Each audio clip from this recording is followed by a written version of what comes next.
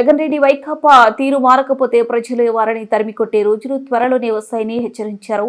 ప్రభుత్వ chief whip Vinukonda MLA జీవి ఆంజనేయులు కులాలు మతాల మధ్య చిచ్చుపెట్టి అధికారం దక్కించుకోవాలని చూసే కుట్రలను ఇకనైనా మానుకోవాలని హితవు పలికారు. నరుకుళ్లు, తప్పుడు కేసులు, దౌర్జన్యాలు, దుర్మార్గాలు చేసినందుకే 151 సీట్ల నుంచి 11 సీట్లకు పరిమితమయ్యారనే విషయాన్ని గమనించాలని స్పష్టం చేశారు. అంతర్జాతీయ యోగా దినోత్సవం సందర్భంగా ఈ నెల 21న విశాఖలో నిర్వహించనున్న యోగాంధ్ర కార్యక్రమం ఏర్పాట్లపై భీమిలి తెలుగుదేశం పార్టీ కార్యాలయంలో చీఫ్ విప్ జీవి ఆంజనేయులు, ఎమ్మెల్యే గంటా శ్రీనివాసరావు సమీక్ష సమావేశం నిర్వహించారు. యోగా వేడుకలకు జనాన్ని సమీకరించేందుకు కూటమి నాయకులతో చర్చించారు. అనంతరం మాట్లాడిన చీఫ్ విప్ జీవి ఎన్డీఏ ప్రభుత్వంలో ప్రజాస్వామ్యం చట్టాల్ని గౌరవిస్తున్నామని, జగన్ల ఇళ్లకు తాళాలు వేసి ఎవరిని నిర్బంధించడం లేదన్నారు. వారి హయాంలో రాజారెడ్డి రాజ్యాంగం నడిచింది కాబట్టి పల్నాడు జిల్లా ఆత్మకూరులో దళితులను గ్రామం నుంచి బయటకు తరిమేయడమే గాక పరామర్శించడానికి వెళ్లకుండా చంద్రబాబును అడ్డుకున్నారని మండిపడ్డారు.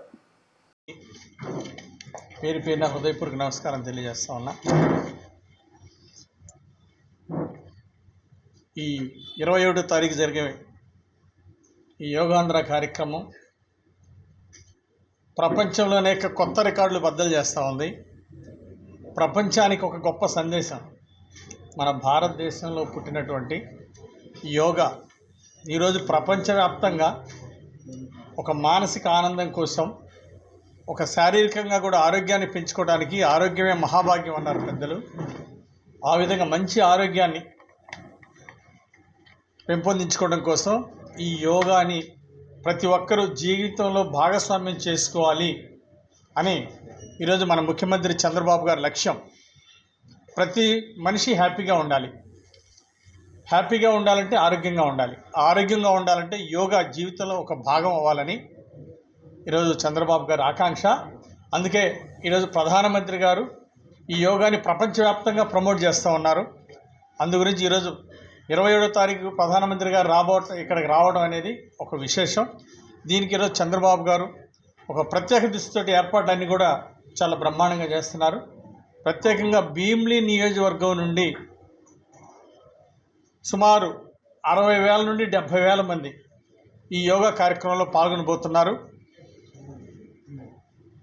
మన గంటా శ్రీనివాస్ గారి నాయకత్వంలో చాలా బ్రహ్మాండంగా భీమిలి నియోజకవర్గం నుండి సుమారుగా 70,000 మంది ఈ యోగా కార్యక్రమంలో పాల్గొనబోవటం ఎంతో విశేషం. అట్లాగే రెడ్ బుక్ రాజ్యాంగం అని మాట్లాడుతున్నాడు జగన్.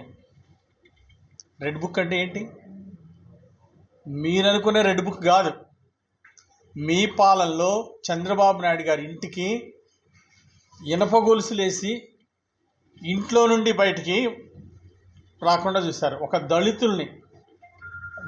దళితుల్ని ఆత్మకూరు గ్రామంలో ఊళ్ళో నుండి బయటికి గంటేస్తే వాళ్ళని పరామర్శించడానికి వెళ్తానంటే వెళ్లకుండా ఉంచారు. అది రాజారెడ్డి రాజ్యాంగం. రెడ్ బుక్ అంటే రౌడీజం, గూండాయిజానికి సంఖ్యలు. రెడ్ బుక్ అంటే ధర్మాన్ని, న్యాయాన్ని ముందుకు తీసుకెళ్లేదే రెడ్ బుక్. అట్లాగే ఎవరైతే దుర్మార్గాలు, దౌర్జన్యాలు చేస్తారో, అరాచకాలు చేస్తారో అలాంటి వారి గుండెల్లో దూసుకుపోయేదే రెడ్ బుక్. తప్పు చేసిన వాళ్ళని చట్ట ప్రకారం శిక్షించేదే రెడ్ బుక్. ఈరోజు చట్టాన్ని గౌరవించేది ఎన్డీఏ ప్రభుత్వం, ప్రజాస్వామ్యాన్ని గౌరవించేది ఎన్డీఏ ప్రభుత్వం. ఏ రోజన్నా సరే చట్టాన్ని గౌరవించారా? మీరు అధికారంలో ఉన్నప్పుడు అధికార గర్వంతో ఎర్రవిగారు. అందుకే ఈరోజు 11 సీట్లకు పడిపోవడానికి కారణం ఏంటి? ఏ రోజున ఆత్మపరిశీలన చేసుకున్నారా? మీరు ప్రజలకు ఏం సందేశం ఇచ్చారు? నిన్న వచ్చారు సత్తెనపల్లి వచ్చి రపా నరికేస్తాం జగన్ అంటే ఇవన్నీ కూడా వైసీపీ వాళ్ళు జగన్మోహన్ రెడ్డి అనుమతితోటి, ఒక మాజీ ముఖ్యమంత్రి అనుమతితోటి ఈ పోస్టర్లు రిలీజ్ అయినాయి. సో ఇలాంటి వాటిని ప్రోత్సహించవచ్చా?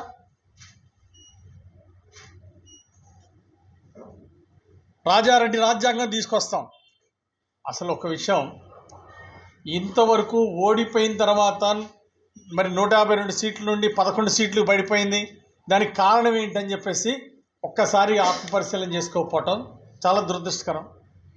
ఈ రపరపలు, తప్పుడు కేతులు, దౌర్జన్యాలు, దుర్మార్గాల కోసమే 152 సీట్ల నుండి 11 సీట్లకు వచ్చింది. ఇకనైనా పద్ధతి మార్చుకోకపోతే రాష్ట్రం నుండి మిమ్మల్ని తరివేసే రోజులు వస్తాయి. ప్రజలు మిమ్మల్ని రాష్ట్రం నుండి తరివేస్తారు. ఈరోజు కమ్మ సామాజిక వర్గం మీద ఈరోజు ఎంతో కపట ప్రేమ చూపిస్తూ ఉన్నాడు జగన్. గతంలో మీరు అధికారులు ఉన్నప్పుడు కనీసం రెండోసారి మంత్రివర్గ విస్తరణలో కమ్మవారికి ఒక మంత్రి ఇవ్వలేదు నువ్వు. ఈరోజు ఎందుకు ఈ కపట ప్రేమ?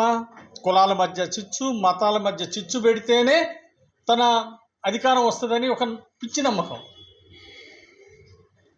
ఇప్పటికైనా భ్రమల నుండి బయటికి రావాలా. ఈరోజు సమాజం ముందుకెళ్ళాలా, రాష్ట్రం అభివృద్ధి చెందాలంటారు చంద్రబాబు గారు. కులాల మధ్య చిచ్చు పెడితే, మతాల మధ్య చిచ్చు పెడితేనే అధికారంలోకి వస్తానని నమ్ముతాడు జగన్. అందుకే కులాల మధ్య మతాల మధ్య చిచ్చు పెట్టాడు కాబట్టి అడ్రస్ లేకుండా పోయాడు. ఈరోజు మరి ఎంతమంది మీద ఏబి వెంకటేశ్వరరావు, అలాగే గతంలో ఎన్నికల కమిషనర్ చేసినటువంటి నిమ్మగడ్డ ఏం చేశారు మీరు? కమ్మవారి ఇంతమంది మీద మీరు వేధింపులు చేయలేదు. సమైక్య రాష్ట్రంలో కూడా కమ్మవారికి మంత్రి సీట్ ఇచ్చారు. కానీ అన్యాయం చేసింది నువ్వు. కులాలను టార్గెట్ చేసి చిత్రహింసలు పెట్టారు. ఈ రోజుకి ముసలి కన్నీరు గారుస్తాం, కపట ప్రేమ చూపించడం అది మీకే చెల్లింది. ఇలాంటి కపట ప్రేమలు ప్రజలు నమ్మరు, ఇలాంటి దుర్మార్గాలు నమ్మరు. ఎవరండి? ఎవరిని మీరు పరామర్శించింది? బెట్టింగ్లో చనిపోయిన వాళ్ళకి, అంటే 100 మందిని ముంచి వాళ్ళ దగ్గర కూడా డబ్బులు వసూలు చేసి బెట్టింగ్లు పెట్టి నట్టేట అందరినీ ముంచి చచ్చిపోయిన వాళ్ళకి విగ్రహాన్ని ఏర్పాటు చేపించి దాన్ని రాజకీయాలకు వాడతారా? శవ రాజకీయాలను నమ్ముకున్నాడు జగన్. అసత్య ప్రచారాన్ని నమ్ముకున్నాడు జగన్. గతంలో కూడా అసత్య ప్రచారాలు, దుర్మార్గ